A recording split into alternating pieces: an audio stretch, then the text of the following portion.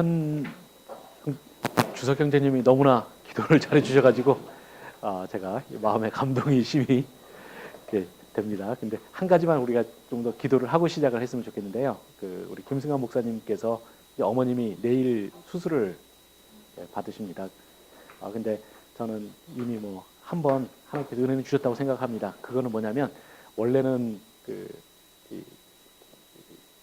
이 어머니께서 담낭에 그러니까 황달이 있다고 그래서 이제 병원을 가셨다가 좀 이제 먼저 처음에 이제 진단받은 거는 담낭이 하여튼 문제가 있다.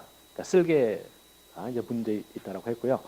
거기에 대해서 이제 간단하게 끝나면 이제 담낭염이고 안 좋으면 담낭암이다. 그러니까 쓸개암이라고 하신 거죠. 근데 아무래도 암일 가능성이 높다 해서 이제 병원 가셔서 이제 진단을 받으셨습니다. 근데 더 살펴보니까 사실은 이 담낭 쓸개보다는 췌장이 더 문제라고 그런 거예요. 근데 여러분이 스티브 잡스가 죽은 게 췌장암이었잖아요. 그 췌장암이 하여튼 제일 안 좋은데 아주 다행인 거는 이 담낭을 조사하다가 나와서 이제 췌장이 나온 거라 췌장은 굉장히 초기래요. 그래서 췌장암으로는 정말 케이스가 정말 좋은 케이스라고 지금 돼서 거기까지가 이야기가 제가 들었고요. 이제 그것 때문에 이제 수술을 받으시는데 이제 좀 확인을 내일 이제 수술 받고 그것 때문에 안내를 받아야 된다고 해서 이제 김승환 목사님께서 이제 방금 전까지 계시다가 가셨습니다. 그래서 우리들이 그것을 좀 더 기도를 많이 하시고요. 우리 김승환 목사님도 제가 스토리를 그러니까 저랑 같이 일을 하기 위해서는 자기가 자기 스토리를 인생 스토리를 다 들려드리겠다고 하면서 하루 쫙 이야기하셨는데 뭐 저 같은 사람은 김승환 목사님이 너무 편하게 산 것 같아요. 근데 참 가슴 아픈 스토리도 많은데 이분이 정말 대단하고 느끼는 거는 경험하는 그 모든 아픔들을 정말 선하게 다 받아들인 거예요. 온갖 안 좋은 일을 다 선하게 받아들이고 하나님 앞에 은혜로 받아들이고 이제 해서 지금까지 왔는데 그래서 이 어머님과도 여러 가지 일이 있었다가 그래도 행복하게 지금 다 받아들이고 있는데 또 이제 이런 일을 겪어서 한편으로는 안타깝지만 또 한편으로는 또 이게 또 하나님께서 더 선하게 크게 역사하실 수도 있는 거라고 생각합니다. 그래서 그 점에 대해서 저희들이 기도한 다음에 저희들이 시작을 하도록 하겠습니다. 기도하겠습니다. 하나님 아버지 주께서 저희들 이제 내일 이제 김승환 목사님 어머니께서 이제 암 수술을 받는 것을 아버지 들었습니다. 하나님 아버지 그리고 그 인생 스토리에 대해서 여러 가지를 들었고 또 이 병의 과정에 대해서도 저희들이 들었습니다. 하나님 아버지 아무쪼록 주께서 저희 김승환 목사님을 주께서 붙들어 주시고 주장하여 주시길 바랍나이다. 아버지께서 주의 은혜를 베풀어 주시옵소서. 지금까지도 이미 하나님께서 베푸시는 은혜가 크지만은 주께서 더 은혜를 베푸사 아버지 참으로 이 모든 것이 합력하여 선을 이루는 것을 저희들 경험하게 하여 주시옵소서. 하나님을 사랑하는 자 곧 그 뜻대로 부르심을 입은 자들에게는 모든 것이 합력하여 선을 이룬다고 하셨사옵나니 아버지 저희들이 참으로 하나님께서 그렇게 하신 것을 볼 수 있도록 하여 주시옵소서. 물론 아버지 모든 것이 합력하여 선을 이룬다 할 때 그 선이 어떤 것이 선인지는 제가 아버지 판단하고자 하지 않습니다. 하나님께서 아버지 정하실 일이라고 생각합니다. 아버지 그렇지만 하나님 아버지 주께서 아버지 저희들의 연약함을 아시고 저희들이 참으로 때때로 아버지 갈대와 같이 너무나 약한 것을 주께서 아시고 주께서 참으로 저희들의 마음을 위로하시며 저희들에게 아버지 저희들이 이 세상을 살아가는 힘을 얻도록 주께서 은혜를 베풀어 주시고 참으로 간구드립니다. 내일 아버지 수술할 때 아버지께서 수술을 집도하는 의사에게도 주께서 은혜 베풀어 주시옵시고 그의 손을 붙드시며 또한 아버지 또 이 어머님의 아버지 이제 연세가 있으신데 아버지 그 체력도 주께서 지키고 인도하시며 모든 것을 주장하사 참으로 하나님께서 보시기에 아버지 가장 아름다운 아버지 결과를 주께서 허락하시길 참으로 간구드립니다. 그리고 이 과정에서 겪을 아버지 그 가족들의 아버지 심정도 주께서 기억하시고 주장하여 주시며 그들의 마음에 그들의 영혼에 찾아 주시옵시고 그들의 마음속 깊은 곳까지 주의 은혜를 베풀어 주시옵소서. 하나님 아버지께서 주의 은혜로서 붙들어 주시옵소서. 그리고 이 과정을 아버지 지켜보는 저희 예담교회 모든 아버지 청년 형제자매들 주께서 그 마음도 주께서 붙들어 주시옵소서. 참으로 저희들의 기다림 과정에 여러 가지 일이 있었고 또 그것 때문에 아버지 지치고 힘든 일이 많이 있습니다. 아버지께서 그 모든 것을 주께서 붙들어 주시며 이제 저희들이 다시 아버지 새벽마다 아버지 저희들의 마음이 새롭게 아버지 힘을 얻고 아버지 새로 일어나는 것처럼 주께서 주장하여 주시옵시고 주의 능력으로서 주장하여 주시길 참으로 바랍나이다. 아버지 모든 자에게 주의 은혜가 함께하여 주시며 주의 아버지 희망과 주께서 모든 것을 붙드심이 있도록 하여 주시옵소서. 아침에가 떠오를 때 아버지 세상이 밝아지면서 모든 세상의 어두운 것과 아버지 초라한 것 약한 것이 사그러드는 것처럼 주께서 그렇게 은혜를 베풀어 주시길 참으로 간구드립나이다. 아버지 은혜가 함께 하시기를 간구드렸고 예수 그리스도의 이름으로 기도합나이다. 아멘. 아버지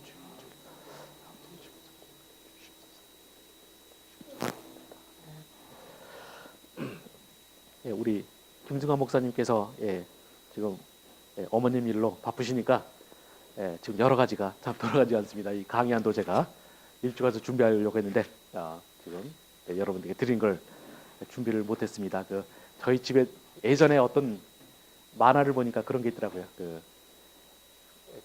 집안에서 아기가 아프면 어떻게 합니까? 애가 감기 걸린 것 때문에 이제 엄마가 감기 걸리고 이제 아빠도 감기 걸리고 이제 온 가족이 다 감기 걸리는 거죠. 그 다음에 엄마가 아프면 또 엄마가 애를 돌봐야 되니까 갓난아기는 돌봐야 되니까 엄마가 감기 걸리면 애도 걸리고 또 다 걸려. 그럼 아빠가 아프면 어떻게 될까요? 격리가 된다고 합니다. 그냥 아빠는 따로 떼서 혼자 한다고 하는데 제가 그 말을 이거에서 막 웃었는데 실제로 제가 우리 애들을 키워보면서 그런 일이 많아요. 그냥 아빠가 아프면 격리가 되는 게 집안을 도와주는 거죠. 그래서 제가 제가 아플 때는 혼자서 제가 정말 스스로 알아서 격리를 하고 그 만화가 참 진리라고 생각을 해서 그리고 이제 제 아내가 아프려고 하면 제가 하여튼 온갖 정성 봉사를 다해서 제가 우리 아내 다 챙기면서 이제 항상 하는 말이 그거죠. 나는 쓸데없는 사람이라 내가 아프면 괜찮은데 당신이 아프면 우리 집안 전부가 이게 마음이 드니까 제발 아프지 말라고 이제 저 그런 이야기를 많이 합니다. 근데 딱 우리 김승환 목사님께서 저희 교회에서 하시는 일이 어머니 같은 역할이라 뭐 그렇습니다. 저는 뭐 쓸데가 없어서 제가 어떻게 돼도 상관없는데 우리 김승환 목사님이 아프시니까 여러 가지가 좀 그렇습니다. 여러분이 기도를 김승환 목사님 아프신 게 아니라 김승환 목사님께서 그 어머님 일로 그렇게 되시니까 정신이 없는데 여러분들께서 그 기도를 좀 많이 해주시길 바랍니다. 저희들이 이제 오늘 볼 말씀은 이제 6장부터 9장까지 대목을 저희들이 보겠습니다. 이 6장부터 9장은 성경에서 뭐 가장 유명한 스토리 중에 하나죠. 노아 홍수 이야기가 나옵니다. 그 본문에서 먼저 우리가 저희들이 보고자 하는 말씀이 6장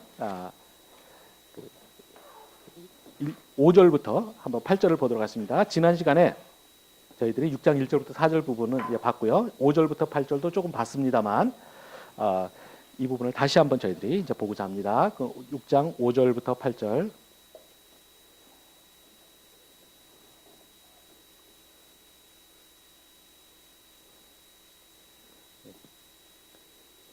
네, 6장 5절부터 8절.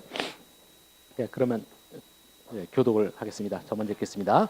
여호와께서 사람의 죄악이 세상에 가득함과 그의 마음으로 생각하는 모든 계획이 항상 악할 뿐임을 보시고 이르시되 내가 창조한 사람을 내가 지면에서 쓸어버리되 사람으로부터 가축과 기는 것과 공중의 새까지 그리하리니 이는 내가 그것들을 지었음을 한탄함이니라 하시니라. 네, 바로 이제 이 스토리가 이제 바로 이제 노아 홍수의 기원이 됩니다.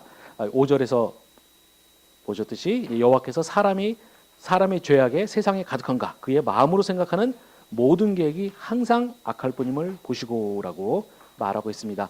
이제 하나님께서 세상을 바라보니까 뭐 더 이상 희망이 없다는 거죠. 그냥 세상은 그냥 악덩어리 자체인 거죠. 그렇게 보시고 이제 6절에 땅 위에서 이제 하나님께서 내가 세상을 창조한 것이 잘못했구나. 이제 이런 생각을 하시고 마음에 한탄하사 마음에 근심하시고라고 이제 되어 있습니다. 근데 여러분이 여기서 제가 이제 학교에서도 수업 시간을 하면 가장 많이 이제 질문 받는 대목이 이제 그겁니다. 도대체 하나님께서 이 어떤 자신이 하신 일에 대해서 후회하실 수가 있느냐 이런 이야기를 많이 합니다. 우리가 그 성경에서 많이 보는 말씀도 그런 말씀 있지 않습니까? 하나님은 사람이 아니시니 후회가 없으시다 이런 말씀들이 있어요. 그리고 또 하나님은 야고보서 같은 데서도 하나님은 사람이 아니라 회전하는 그림자도 없다 뭐 이런 말 나옵니다. 이제 회전하는 그림자가 없다는 것은 바로 이제 하나님께서는 모든 걸 아시고 하시는 분이기 때문에 절대 뭐 뜻을 바꾸고 이런 그러니까 세상의 경로를 가다가 실수 이러면서 돌리고 이런 일을 하지 않으신다는 거죠. 근데 놀랍게도 구약 성경을 보면 하나님께서 후회한다는 말씀이 정말 많이 나와요. 그래서 이제 이런 대목에 보면 도대체 이것이 어떻게 된 것이냐 이런 질문을 이제 많이 던지게 됩니다. 거기에 대해서 제가 큰 틀에서 먼저 말씀을 드리자면 하나님께서 후회하신다는 말은 소위 좀 제가 어려운 용어를 좀 쓸 수밖에 없다는 걸 양해를 해주시고요. 한번 보시면 예,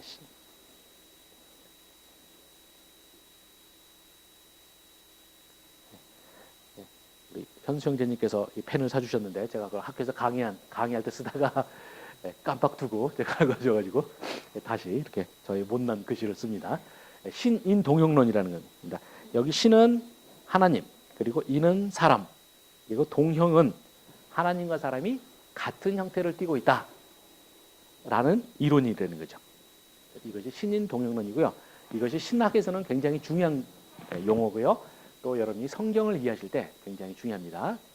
저거는 이제 어떤 거냐면 바로 우리가 성경에 보시면 하나님이 얼굴을 드시다, 또는 하나님이 손을 드사, 뭐 이런 표현들 많이 나오죠. 그럼 하나님이 과연 얼굴이 있으실까요?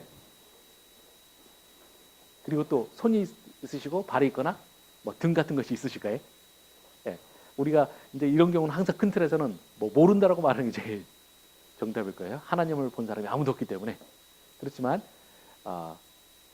아마 그 하나님의 얼굴, 손, 발 뭐 이런 것들이 우리가 생각하는 것은 아닐 가능성이 꽤 있어요.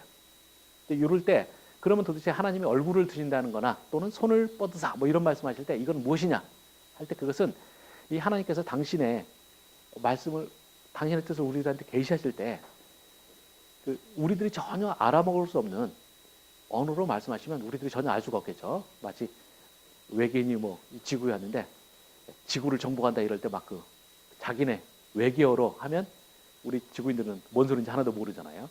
이제 그런 식으로는 의미가 없는 거죠. 그래서 이제 하나님께서는 우리들에게 계시를 하실 때 우리들이 알아들을 수 있는 말씀으로 이제 하신 거죠.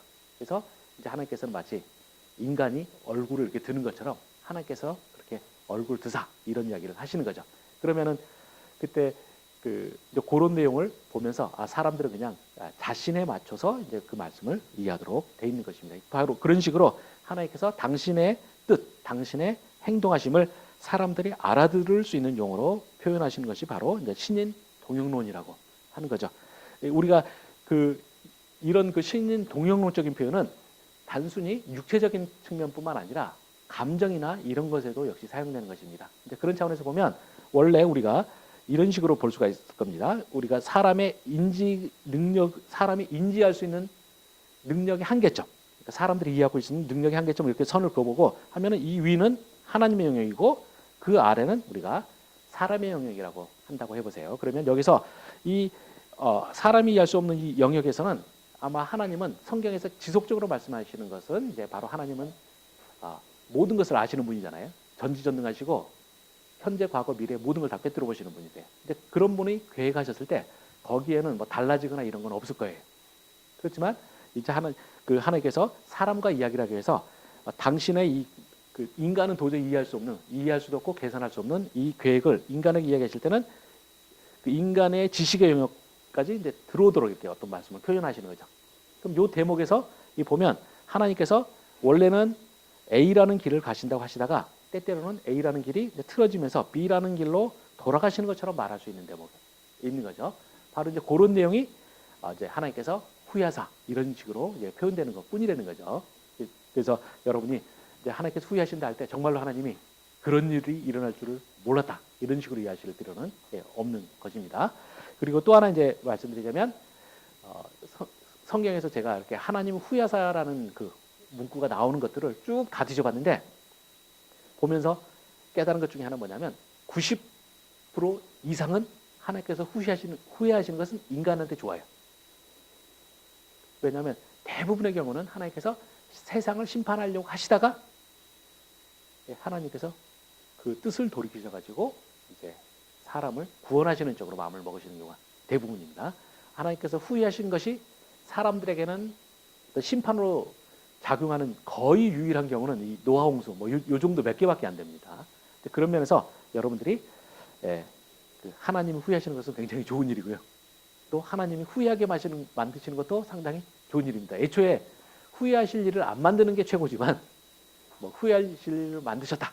여러분이 만드셨다 그러면 그 다음은 하나님께서 후회하게 하시는 것이 차라리 나을 수가 있습니다. 제가 대표 본문 몇 군데만 잠깐 보면 출애굽기 32장 같은 본문을 한번 저희들이 보도록 하겠습니다. 출애굽기 32장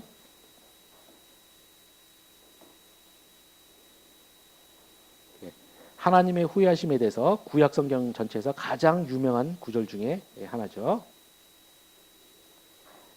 예, 여러분이 이제 32장의 내용은 뭐냐면 그 유명한 황금성화지 사건입니다. 이스라엘 백성들이 하나님께서 산 위에서 40일 동안 성막 건설을 위해서 모세와 대화하고 있는 사이에 이스라엘 백성들이 그 시간을 못 견뎌가지고 우상 숭배를 하는 거죠. 황금성화지를 만드시니까 이제 하나님께서 그러면 내가 그 사람들을 다 멸절시키겠다 이제 하나님께서 말씀하십니다. 그 32장 10절에 가서 보시면 이렇게 돼 있죠. 그런즉 내가 하는 대로 두라. 내가 그들에게 진노하여 그들을 진멸하고 너로 큰 나라가 되게 하리라. 이렇게 하나님께서 이스라엘 백성들을 완전히 멸망시켜 버리겠다라고 이렇게 말씀하셨습니다. 이럴 때 그 12절에 가시면 구약 성경 전체를 통해서 하는 제가 볼 때는 가장 위대한 기도 중에 하나가 나와요. 중보기도가 나오는데 12절에 보면 모세가 이렇게 기도를 합니다. 어찌하여 애굽 사람들이 이르기를 여호와가 자기의 백성을 산에서 죽이고 지면에서 진멸하시려는 악한 의도로 인도에 내었다고 말하게 하시려 하나이까. 주의 맹렬한 노를 그치시고 뜻을 돌이키사 주의 백성에게 이 화를 내리지 마옵소서라고 기도를 합니다. 이때 그 하이라이트 된 부분, 그 화면상으로 하이라이트 된 부분에 아래에서 두 번째 줄, 그 후반부 쪽에 가시면 뜻을 돌이키사라고 나오고 있죠. 이것이 바로 우리가 노아 홍수에서 나왔던 한탄하사 거기랑 연결되어 있는 단어예요. 한탄하사 또는 후야사랑 연결되는 거죠. 이렇게 모세가 기도를 합니다. 그렇게 됐더니 14절에 가서 보시면 이렇게 나오죠.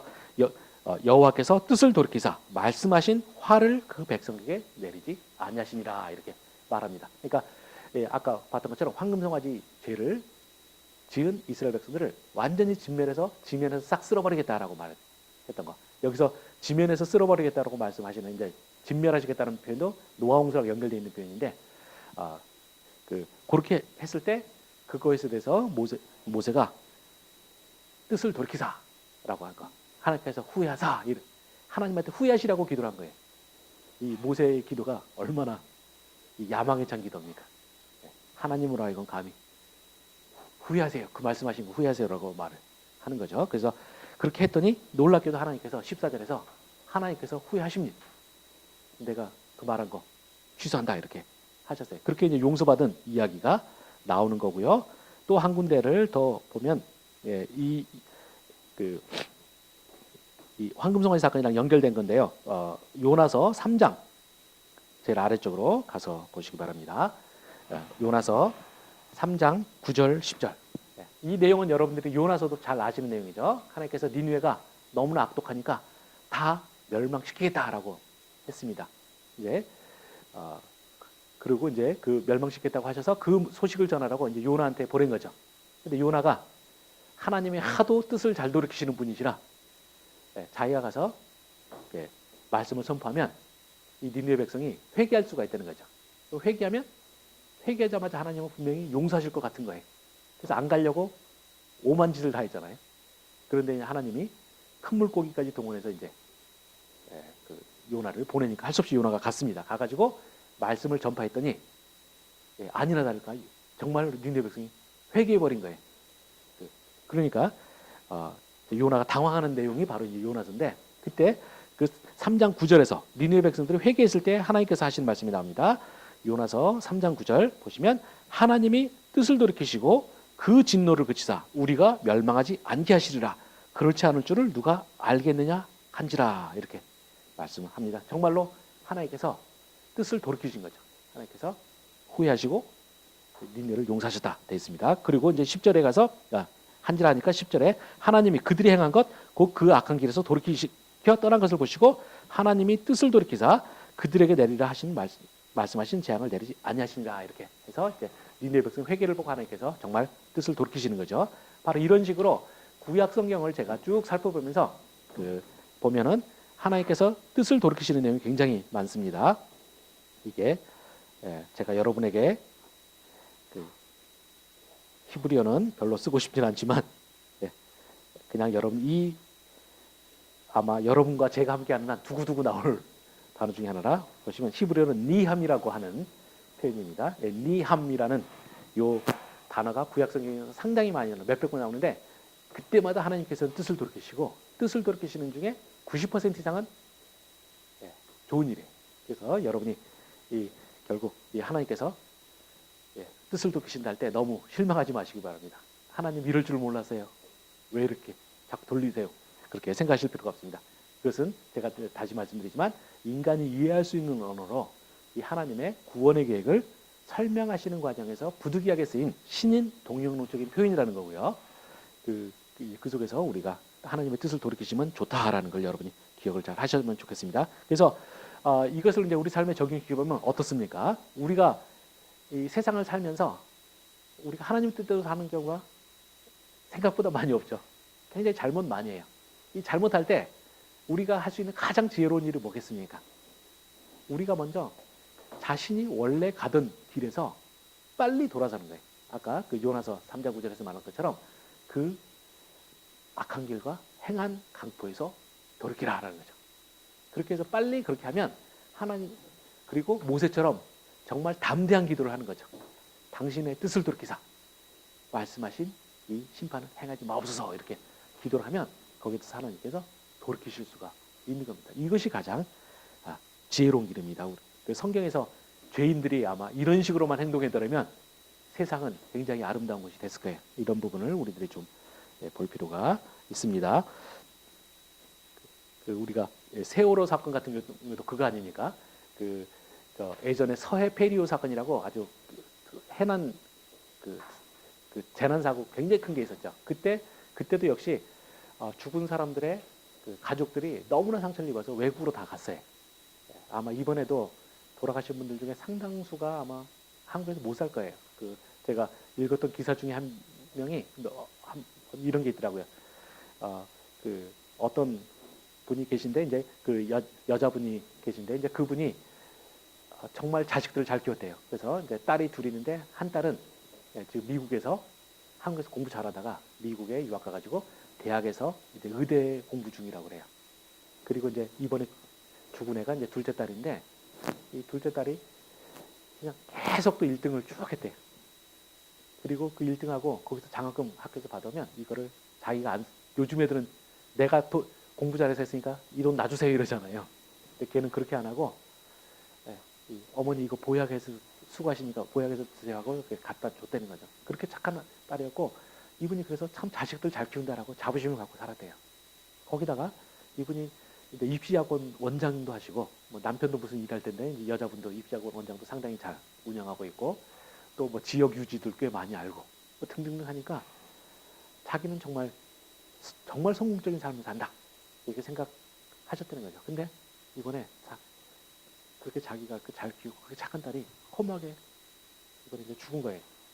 거기서 이분이 너무 이제 깊은 상처를 입으면서 내가 지금까지 산 거 아무 의미가 없다 이렇게 이제 말씀하신 거죠. 그러면서 한국에서는 자기 아이들을 안 죽이고 살 수 있으려면 해수부 장관 좀 되거나 아니면 최소한 국회의원쯤은 돼야지 되는 것이 아닌가라고 하면서 나는 이제는 한국에서 더 이상 살 수가 없어요 이런 말을 합니다. 그러면서 나는 내가 대한민국 시민권 내가 반납할 것 하고 난 더 이상 앞으로는 대한민국 사람이라고 생각하지 않을 거다라고 하면서 이민 가겠다고 그런 이야기가 기사로 나왔어요. 그걸 보면서 굉장히 안타까웠어요. 근데 그 기사를 읽으면서 딱 매치가 됐던 게 아까 말했던 서해 페리오 사건 해서 그때 떠나가지고 뉴질랜드에서 사시는 한 분이 또 이제 말하는 거죠.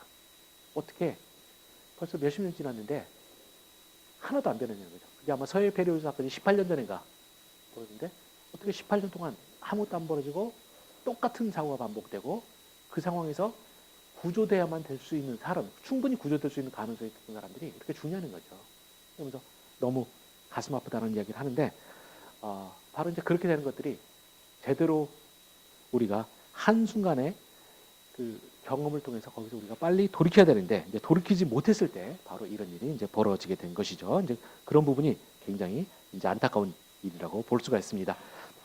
이제 하여튼 그래서 우리가 이제 6장 5절 6절에서 거기서 우리가 봤던 것이 이제 하나님께서 한탄하사 마음에 근심하시고라고 이렇게 하셨는데 바로 이제 그렇게 하시면서 이제 하나님께서 세상을 벌하기로 했습니다. 근데 우리가 6장 5절부터 8절에서 희망이 있는 것은 뭐냐면 이제 8절에 보시면 그러나 노아는 여호와께 은혜를 입었더라라는 표현이 나오죠.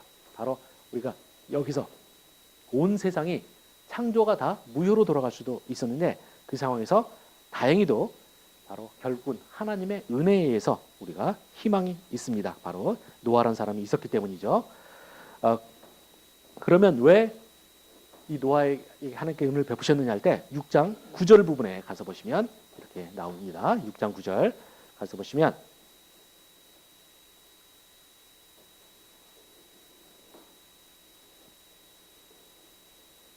6장 9절에 가서 보시면 이것은 노아의 족본이라. 노아는 의인이요 당대에 완전하라. 그는 완전한 자라. 그가 하나님과 동행하였으며라는 표현이 나옵니다. 바로 여기서 바로 이 노아가 하나님께 은혜 받았던 이유가 바로 그가 의인이요 당대에 완전하는 자라라고 말합니다. 우리가 이것을 여러분이 잘 곡해서 들으시면 안 됩니다. 우리 기독교에서 우리 가르치는 구원론이 뭡니까? 오직 믿음으로 구원하는 것이지 우리 행위로 구원한다는 거예요. 이것이 우리 개신교가 절대 놓칠 수 없는 굉장히 중요한 구원론이에요. 근데 이것을 우리가 이제 악용이 되고 잘못이 되면 어떻게 되느냐? 바로 우리가 내 행위로 구원받지 않으니까 내가 마음대로 살아도 된다는 것으로 논리가 넘어가는 경우들이 너무나 많아요. 그것이 사실 이제 구원파죠. 구원파에서는 이번에 이 청해진 해운 이 사건도 세월호 사건도 결국은 구원파가 이제 배경이 있다고 그러잖아요. 구원파에서는 자꾸 그런 식으로 가르쳐죠. 소위 이신칭이라는 거. 내가 믿음으로 구원했고 하나님께서 나를 구원하시기로 작정하시면 그걸로 모든 게 만사 끝이에요. 내가 그 뒤로는 이 구원이 너무나 강력하기 때문에 내가 뭔 짓을 하든지 절대 구원에서 떨어지지 않는다는 거죠. 그 말은 한편으로는 진실이 있긴 있어요. 분명히 하나님께서 구원하시기로 작정하신 자들은 절대 놓치지 않는다는 건 성경에서 수백 번 두고두고 반복되는 거예요. 굉장히 중요한 거죠. 근데 그 말씀이 내가 반드시 구원하겠다고 하신 말씀이 내가 죄를 짓는 것에 대한 보험이 되는 건 절대 아니라는 거죠. 우리가 이 부분을 절대 놓쳐서는 안 됩니다. 우리 구원론에서는 하나님께서 이신칭으로 우리를 구원하시기도 하시지만 구원한 자는 어떻게 되냐? 그냥 방치하시는 것이 아니죠. 그 자들이 바로 하나님의 구원을 얻은 자들은 반드시 거룩의 과정을 거치도록 되어 있어요. 그래서 나중에 제가 기회가 되면 구원론에 대해서 처음부터 체계적으로 제가 두고두고 가르칠 텐데 제가 이신칭이라는 단계가 있습니다. 우리 구원론, 기독교 구원론에 따르면 이제 구원론에 총 9단계가 있는데 그 중에서 5번 단계가 이신칭이고요. 7번 단계가 뭐냐면 성화라는 거예요. 바로 거룩해지는 과정을 겪게 돼 있다는 거죠. 그래서 하나님께서 구원하신 자는 어떻게 되느냐? 바로 우리가 내가 하나님을 진정으로 사랑하게 되고 하나님과 관계가 회복된 자들은 어떻게 되느냐? 내가 하나님 앞에서 점점 거룩해지는 과정을 겪게 됩니다. 제가 이것은 다음 주에 수련회를 오시는 분들은 성막 투어를 저희가 할 거 아니에요. 출애굽기 박사학위를 하면서 성막이 제 논문의 절반을 차지했던 사람으로서 제가 한국에 처음 하는 이제 성막 투어, 성막 모형 실물을 놓고 이제 하는 투어를 할 텐데 제가 이제 성막 신학을 제대로 읽으시면 깨달으실 텐데 하나님과 관계가 회복됐다라는 말, 그 구원을 얻어서 이신칭을 통해서 하나님과 관계가 회복됐다라고 할 때 그 말은 필연적으로 우리는 하나님 앞에 거룩할 수밖에 없다는 걸 제가 이제 강조를 하게 될 겁니다. 바로 그 점을 우리가 꼭 기억을 하셔야 돼요. 그리고 이것을 제대로 가르쳐야만 되는데 교회들에서 너무나 많이 안 가르치는 거죠. 그러면서 자꾸 그냥 이신칭이만 이야기해요. 그리고 그것을 가장 크게 악용하는 게 뭐냐? 바로 구원파인 거죠. 내가 하나님 앞에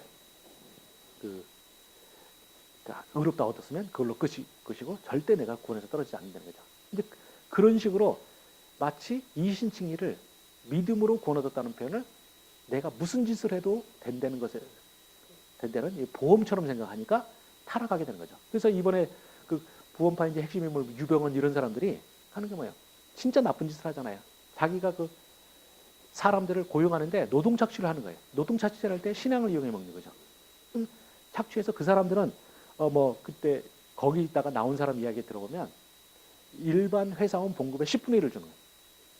그래서 10분의 1을 받으면서 착취를 하면서 이렇게 이 교회나 그 회사이나 같다고 보는 거죠. 그래서 여기서 봉사하는 게 니들의 신앙 행위다. 이렇게 하면서 그 돈을 다, 그 10분의 1만 안 주고 나머지 뺏은 10분의 9를 어떻게 합니까? 자기는 호의호식 하면서 누리는 거예요. 그러면서도 아무런 죄책감이 없어요. 왜냐하면 자신의 권이 이미 확정된 거예요. 그리고 그 사람한테 이제 무지몽매하게 속아서 10분의 9를 착취당하면서도 뭐 그것을 신앙의 이름으로 자신의 모든 고통을 정당화하면서 불쌍히 사는 사람들이 있는 거죠. 이런 일을 우리들이 어리석음을 당해서는 안 되는 거죠. 우리가 여기서 노아가 우리가 하나님의 은혜를 받을 수 있었던 것, 한편으로는 하나님께서 절대자께서 먼저 은혜를 베푸시는 측면도 있지만 또 다른 측면에서는 노아가 이 완전히 타락한 세계, 그래서 하나님께서 온 세상을 다 뒤집어버리고 내가 새로 창조를 해야겠다고 생각하실 만큼 그런 상황 속에서 바로 노아가 하나님 앞에서 의롭게 살았고 당대의 완전한 자라, 그리고 하나님과 동행했다라는 것. 이것이 바로 하나님께서 온 세상을 다 멸망시키지 않으시고 내가 이 노아 한 사람 위해서 세상을 보존하겠다 하시는 결심을 하게 만드시는 거죠. 이 점이 굉장히 중요합니다. 우리가 이 시대에 왜 우리가 거룩하게 살아야 되느냐? 바로 그 진정으로 거룩한 한 사람의 삶이 온 우주를 구원할 수도 있다는 거예요. 여러분으로 해서 저는 여러분이 자신이 하나님 앞에서 바르게 사는 것에 가치를 절대 축소시키지 마세요. 그 여러분 한 명이 세상을 바꾸게 할 수가 있습니다. 그리고 이제 이 말 나온 김에 제가 성경 한 군데를 더 봤으면 좋겠는데 창세기 17장 1절을 한번 가서 보도록 하겠습니다. 창세기 17장 1절.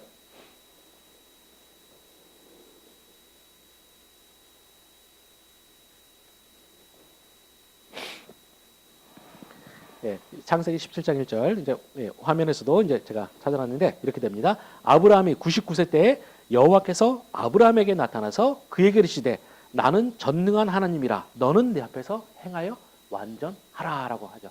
사실 이 문구가 아까 봤던 노아는 당대의 완전한 자라, 의로운 자라, 그리고 하나님과 동행했다는 표현이랑 사실은 굉장히 비슷합니다. 이 문구가. 여기서 결국 하나님께서 아브라함에게도 그를 믿음의 조상으로 쓰시면서 하실 때 요구한 게 바로 이겁니다. 나는 전능한 하나님이라 너는 내 앞에서 행하여 완전하라라고 요구를 했어요. 이 요구가 절대적인 중요성을 갖는 거예요. 우리가 이 점을 분명히 기억을 하셔야만 됩니다. 그래서 이 문구가 중요한 게 뭐냐면 보통 이제 우리가 신학적으로는 이 아브라함과 하나님이 맺은 언약을 뭐라고 부르냐면 무조건적인 언약이라고 부릅니다. 무조건적 언약. 이 말은 뭐냐면 하나님께서 모세랑 아브라함이랑 언약을 맺으면서 조건을 안 두셨다는 거죠. 이 언약은 반드시 성취될 것인데 어떻게 되냐? 내가 무조건 책임질 것이니까. 이렇게 되는 것이 바로 무조건적인 언약이에요. 이제 그 근거는 창세기 15장에서 하나님께서 이제 하시는 언약을 갖고 이야기를 합니다. 근데 저는 한번 우리가 여러분이 관심을 보시니 제가 한번 보도록 하겠습니다. 창세기 15장에 가셔가지고 한번 보시면은 그 언약을 맺는 내용이 나옵니다. 창세기 15장. 거기에서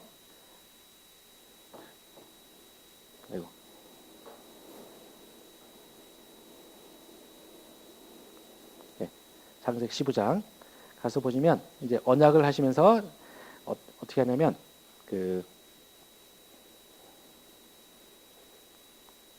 우리가 하나님께서 먼저 아브라함한테 요구하시는 것이 바로 이제 15장 9절 10절에 보면 이런 내용이 나오죠.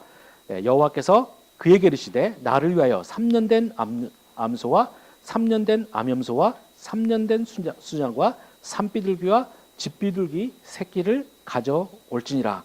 아브라함이 그 모든 것을 가져다가 그 중간을 쪼개고 그 쪼갠 것을 마주대하여 놓고 그 새는 쪼개지 아니하였으며라는 이 문구가 나오죠. 근데 이 문구를 가지고 이제 이런 식으로 그래서 고기를 그러니까 그림이 이렇게 되는 거죠. 하나님께서 아브라함에게 이렇게 고기를 쫙 각을 떠 가지고 이렇게 쭉 이렇게 고기를 이렇게 늘어놓는 거예요. 이렇게 해서 그 고기를 늘어놓으면서 이제 가운데 길을 만드는 거죠. 그러면 도대체 이것이 무엇을 의미하느냐? 이제 이것이 중요한데 여러분들이 한번 예레미야서 34장을 한번 가서 보시기 바랍니다. 예레미야서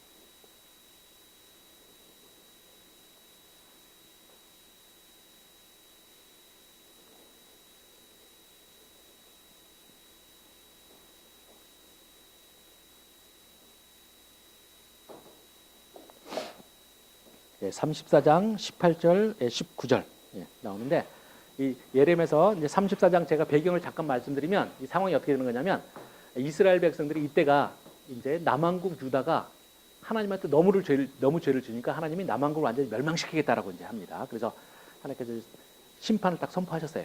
그랬더니 갑자기 이 사람들이 죄를 끝도 없이 지다가 갑자기 하나님한테 반성을 하는 거예요. 그러면서 우리가 이렇게 살아서는 안 되겠으니까 우리 과거의 모든 것을 청산합니다.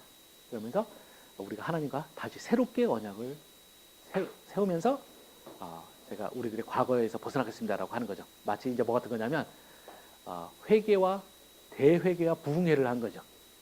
그렇게 해서 자신들이 그때 이제 할 때 하나님 앞에서 자신들 결심을 표현할 때 어떻게 되냐? 바로 여기서 아브라함이 했던 것처럼 고기를 쪼개서 양쪽에 쫙 늘어났어요. 그러면서 왕과 이제 신하들이 전부 다 그 가운데로 지나간 거죠. 그리고 이 사회계약을 제대로 지키겠다 하고 그동안 사람들을 괴롭히고 부당하게 어떤 사람들을 가난한 사람들을 착취해갖고 노예로 만들었던 거 노예도 다 해방시키고 이제 이런 이야기를 합니다. 그랬더니 하나님이 그 말씀을 듣고 오케이 그러면 내가 거기에 따라서 이제 봐주겠다라는 식으로 하셨는데 그렇게 하나님께서 그렇게 나오자마자 어떻게 하느냐? 이 사람들이 바로 풀어줬던 노예 바로 잡아들이고 또 그냥 옛날 길로 바로 돌아가 버린 거예요. 그랬을 때 이제 하나님께서 하시는 말씀입니다. 그때 내용이 이제 18절, 19절부터 이렇게 되죠. 송아지 둘을 쪼개고 그 두 조각 사이로 지남에 내 언약을 맺었으나 내 앞에 언약을 맺었으나 그 말을 실행하지 아니하여 내 계약을 어긴 그들을 곧 송아지 두 조각 사이로 지난 유대 고관들과 예루살렘 고관들과 내시들과 제사장들과 이 땅의 모든 백성을 내가 그들의 원수의 손과 그들의 생명을 찾는 자의 손에 넘기리니 그들의 시체가 공중의 새와 땅의 짐승의 먹이가 될 것이며 라고 하는 거죠. 그러니까 여기서 쪼갠 고기는 결국 어떤 역할을 하냐면 바로 내가 하나님과 이렇게 언약을 맺었을 때 그 언약을 내가 만약 실행하지 않으면 어떻게 되느냐? 바로 이 쪼갠 고기와 같은 운명을 당하겠다라는 거죠. 자기가 직접 멸망하겠다는 이제 의미를 갖습니다. 이제 그렇게 하나님께서 이제 아브라함과 이 언약을 맺게 하세요. 그리고 이제 이 전통은 성경에서만 나오는 것이 아니라 이제 고대 근동에서 두 나라가 조약을 맺을 때 바로 이런 식으로 했던 거죠. 이제 고기를 쫙 쪼개놓고 피가 막 유혈낭작이 흐르는 사이에 이제 두 왕이 이렇게 서서 여기 가운데로 지나가는 거죠. 한 명씩. 이렇게 함으로써 이제 어떻게 되느냐?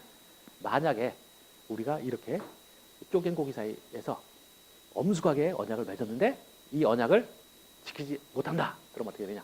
바로 내가 기꺼이 이 쪼긴 고기의 운명을 당하겠다. 이렇게 하는 것이 이제 성경적으로 이제 언약을 이제 서로 이제 이러면서 엄숙하게 언약을 한 거고요.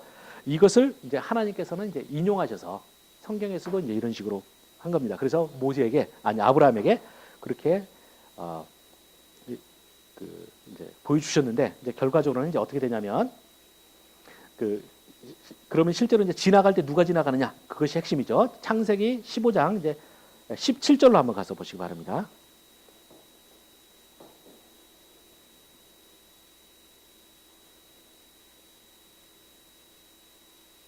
창세기 15장 17절 가서 보시면 이렇게 돼 있죠. 해가 져서 어두울 때 연기 나는 화로가 보이며 타는 횃불이 쪼갠 고기 사이로 지나더라라고 됐어요. 여기서 타는 횃불이 뭐냐면 여호와 하나님의 상징이에요. 하나님께서 이 언약의 이 엄숙한 장면에서 쪼갠 고기 사이로 하나님이 이렇게 지나가신 거죠. 그리고 아브라함한테는 지나가라는 요구를 하지 않아요. 이것이 창세기 15장에 있는 언약의 핵심입니다. 그러니까 이것을 우리가 전통적으로 어떻게 해석해 왔느냐? 바로 이 언약의 준수 여부를 누가 책임지겠냐는 거죠. 하나님이 책임지시고 아브라함한테는 요구하지 않으셨다. 이것이 소위 말하는 무조건적 언약의 핵심이에요. 자, 그렇게 되니까 어떻게 되냐? 인간은 하나님 앞에서 언약을 지킬 책임이 없고 하나님만이 지키시겠다고 하신 거다. 이렇게 이제 말하는 거죠. 이게 이제 성경에서 말하는 건데, 저는 제 신학의 상당 부분이 여기에 집중합니다. 그러니까 이것을 비판하는데. 왜냐하면 성경에는, 그러니까 그래서 이제 기존 학자들은 바로 이제 그것처럼 이제 해서 무조건적인 언약이 있고 그 다음에 조건적 언약이 있다라고 말하는 거죠. 그래서 무조건적인 언약의 대표는 지금 봤던 것처럼 아브라함 언약. 그리고 이제 조건적인 언약은 모세 언약이라고 봐요. 왜냐하면 모세는 나중에 시내산에 살 때 이 율법을 지키면 또는 지키지 않으면 이렇게 말했거든요. 그렇게 말하는데 제 신학의 핵심이 뭐냐? 이런 거 없다는 거지. 성경의 언약은 딱 하나밖에 없다는 거예요. 그럼 하나밖에 없다. 이건 무엇이냐면 이 언약은 두 가지, 성경에 나오는 언약들은 두 가지 성격을 다 갖는다는 거예요. 한편으로는 방금 아브라함이 했던 것처럼 분명히 무조건적인 요소를 가져요. 왜냐하면 우리 나약한 인간에게 하나님께서 맡겨서 뭘 얻으시겠어요? 그래서 이 무조건적인 언약을 합니다. 그런데 그럼 무조건 언약에서 끝났느냐? 그게 아니라 이 성경의 언약은 마치 동전, 양면을 가진 동전처럼 양면성이 있는 거죠. 그래서 무조건성도 있고 조건성도 있어요. 그래서 내가 하나님과 언약을 맺으면 분명히 내가 해야 될 부분도 분명히 존재한다는 거예요. 그래서 그걸 이해하셔야 되고요. 그러면 그 아브라함 언약에서 그래서 왜 그럼 조건성도 있다고 보느냐 할 때 17절에서 말하는 17장 우리가 아까 봤던 본문 있죠. 17장 1절에서 보시면 이렇게 말하는 거죠. 아브라함이 99세에 그때 해서 전능한 하나님이라 너는 내 앞에 행하여 완전하라 라는 요소가 분명히 있어요. 그러니까 하나님께서 큰 틀에서는 외곽 틀을 무조건적인 언약을 지키시지만 그러면 내가 무조건 언약을 맺음으로써 나는 내가 뭔 짓을 하든지 되느냐? 전혀 아니는 거죠. 분명히 하나님은 우리들에게 나의 백성으로 네가 살려면 어떻게 되느냐 할 때 분명히 내 앞에서 행하여 완전하라는 요소가 있다는 거죠. 이 두 가지를 분명히 같이 우리가 가지고 인식하셔야지만 스토리가 돼요. 근데 이것을 자꾸 이제 신학자들이나 이제 목회자들이 딱 잘라가지고 특히 아브라함은 무조건적인 언약이라고 자꾸 이야기하는 거죠. 그러다 보니까 자꾸 구원파 같은 사람들이 나오는 거예요. 그래서 끝도 없이 사고 치면서도 자기는 천국 간다고 굳게 믿는 거죠. 제가 우리 정통 교회 안에도 이런 식으로 신학을 가르치시는 분이 워낙 많기 때문에 제가 굉장히 죄송스러워서 말 잘 못하겠지만 조심스러워서 잘 말 못하겠지만 제가 구원파에 대해서 자신 있게 말씀드릴 수 있는 건 그런 식으로 해서는 절대 안 된다는 거는 제가 우리가 확실하게 말할 수 있어요. 그러니까 우리가 정통교회가 구원파를 이단으로 정죄한 거 아니에요. 절대로 신학이 틀리다라고 하는 거죠. 근데 제가 문제는 뭐냐? 구원파를 이단으로 우리 정통교회에서 정죄를 했는데 문제는 뭐냐면 우리 정통교회도 이런 가르침을 솔직히 많이 가르쳐요. 그래서 제가 학교에서도 이제 전도사들 가르치면서 그걸 많이 도발을 좀 많이 하는데요. 뭐냐면 지금 한국교회에 지금 목회자들과 우리 신학생들이 과연 몇 %나 구원파의 신학과 우리의 신학이 정확히 틀린지를 말할 수 있느냐는 얘기예요. 제가 볼 때는 한 7, 80%는 구분 못할지 몰라요. 왜냐하면 이신칭이라는 이 메시지를 너무나 강조하다 보니까 우리가 그럼 기독교는 어떻게 살아야 되느냐? 말하면 거룩하게 사는 것을 충분히 말하지 못하는 거죠. 마치 거룩하게 사는 것은 옵션처럼 자꾸 생각하는 거죠. 근데 거룩하게 사는 건 절대 옵션이 아니에요. 성경의 필수적인 가르침인 거죠.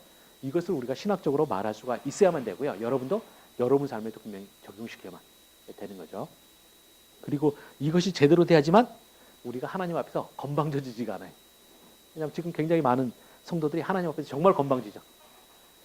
온갖 죄는 세상 사람보다 더 많이 지으면서 난 구원 얻을 거라고 자꾸 해요. 절대 그래서는 안 되는 거죠. 정말 예전에 모교회, 강남에 모교회 대표적인 교회들이 있는데 그런데 장로나 이런 사람들이 사업비나 이런 거 하면서 진짜 사악하고 악랄한 방법으로 사업을 하는 거죠.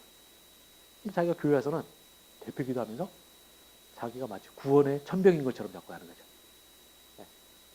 저는 그런 사람들에게 분명히 말해줘야 되는 거죠. 우리 기독교인이 때때로 구원 얻은 기독교인들도 이 세상에 사는 동안 우리가 때때로 죄를 지을 수가 있어요. 그렇지만 진짜 구원 얻은 기독교인이라면 죄를 지속적으로 계속 지을 수는 없어요. 그거는 왜냐하면 하나님께서 진짜 구원을 주신 자들은 뭐냐면 아까 제가 여기 보듯이 성화의 과정을 반드시 거치도록 돼 있기 때문에 나는 점점 내 신앙생활이 1년 되고 10년 되고 20년 되면 점점 거룩해지게 돼 있지. 내가 맨날 고매한 공모습으로 살면서 절대 될 수는 없는 거죠. 그거는 성경이 말하는 구원의 증거가 아니. 우리가 이 점에 대해서 분명히 좀 인식하실 필요가 있습니다. 예, 그래서 여러분이 오늘 지금 굉장히 여러 가지 길을 많이 돌아왔는데 여러분이 그래서 제가 다시 말씀드리고 싶은 것은 바로 노아의 그 당대의 완전한 자라는 그것이 바로 이 온 세상의 멸망 속에서 바로 이 세상 유지되게 한 거고요. 그래서 저는 여러분들이 정말 하나님 앞에서 진짜 거룩한 자로 사셨으면 좋겠고요. 그 거룩한 자로 사실 때 정말 때때로는 힘들고 어리석고 바보 같아요. 그렇지만 여러분의 거룩함을 절대 과소평가하지 말라는 겁니다. 여러분의 거룩함으로 온 세상이 살아남을 수가 있다는 거. 여러분 그 힘을 믿으시기를 바랍니다. 여기까지 하고 잠깐 쉬었다가 2부를 간단하게 하도록 하겠습니다.